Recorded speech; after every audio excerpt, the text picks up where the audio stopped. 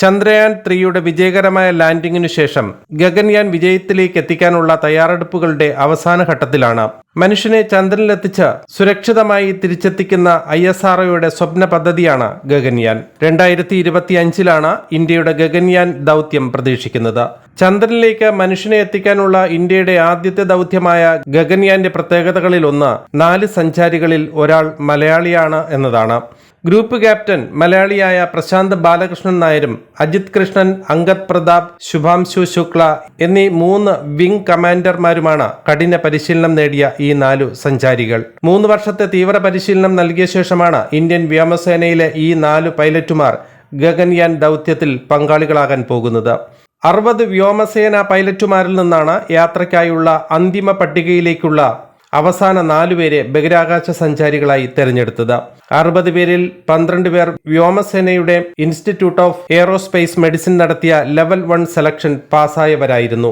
12 പേർ ചുരുങ്ങി 7 പേരായി. തുടർന്ന് 2019 അവസാന 4 പേരെ സെലക്ട് ചെയ്തത്.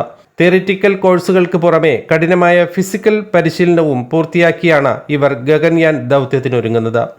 2020 ഈ 4 പേരെയും ആദ്യമായി പരിശീലനത്തിനു വേണ്ടി ഇന്ത്യയിൽ നിന്ന് റഷ്യയിലേക്ക് അയച്ചു. റഷ്യയിലെ ഗഗാറിൻ കോസ്മോനോട്ട് ട്രെയിനിംഗ് സെന്ററിൽ വെച്ചാണ് അംഗങ്ങൾ പരിശീലനം പൂർത്തിയാക്കിയത്. 2021 ഇന്ത്യയിൽ തിരിച്ചെത്തിയ ശേഷം ബംഗളൂരുവിലെ അസ്ട്രോനോട്ട് ട്രെയിനിംഗ് ഫെസിലിറ്റിയിൽ വെച്ചായിരുന്നു ദൗത്യാംഗങ്ങളുടെ തുടർ പരിശീലനം. എഞ്ചിനീയറിംഗ് വിഭാഗങ്ങളിലെ തിയറി കോഴ്സുകളും ഗഗൻയാൻ ഫ്ലൈറ്റ് സിസ്റ്റത്തെക്കുറിച്ചുള്ള പഠനവും ബഹിരാകാശത്ത് ശാരീരിക ക്ഷമത ഉറപ്പുവരുത്തുന്ന എയറോ മെഡിക്കൽ പരിശീലനവും അതിജീവന പരിശീലനവും മൈക്രോഗ്രാവിറ്റി പരിശീലനവും ഉൾപ്പെടുന്നതാണ് ഇന്ത്യയിലെ പരിശീലനം. ബഹിരാകാശത്ത് പറക്കുന്നതിന് സമാനമായ പരിശീലനവും യോഗയും ട്രെയിനിങ്ങിൽ ഉൾപ്പെടുന്നു. ബഹിരാകാശ യാത്ര, പ്രപ്പൽഷൻ, എയറോഡൈനാമിക്സ്, വിക്ഷേപണ വാഹനങ്ങൾ, ബഹിരാകാശ വാഹനങ്ങൾ എന്നിവയുടെ അടിസ്ഥാന കാര്യങ്ങൾ മനസ്സിലാക്കുന്നതാണ് തിയറി കോഴ്സുകളിൽ ഉൾപ്പെടുന്നവ. ആദ്യഘട്ടത്തിൽ 39 ആഴ്ചയായിരുന്നു പരിശീലനം നടത്തിയത്. സഞ്ചാരികൾക്ക് ബഹിരാകാശ യാത്ര നടത്തുമ്പോൾ കഴിക്കാനുള്ള ഭക്ഷണം തയ്യാറാക്കിയത് മൈസൂരുവിലെ ഡിഫൻസ് ഫുഡ് റിസർച്ച് ലാബിലും സെൻട്രൽ ഫുഡ് റിസർച്ച് ലാബിലുമാണ്.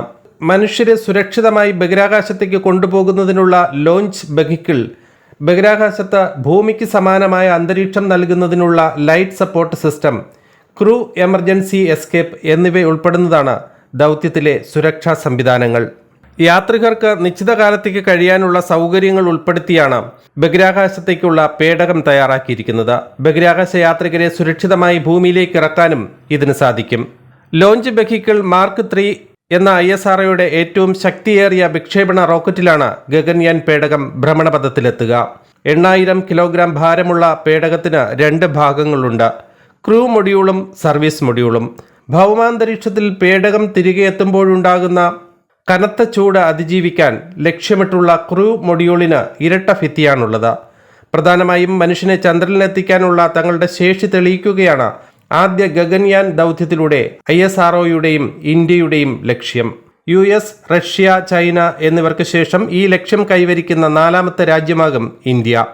ഇന്ത്യയുടെ ബഹിരാകാശ രംഗത്തെ സ്വപ്നങ്ങൾക്ക് ഇതോടെ അതിവേഗം കൈവരും.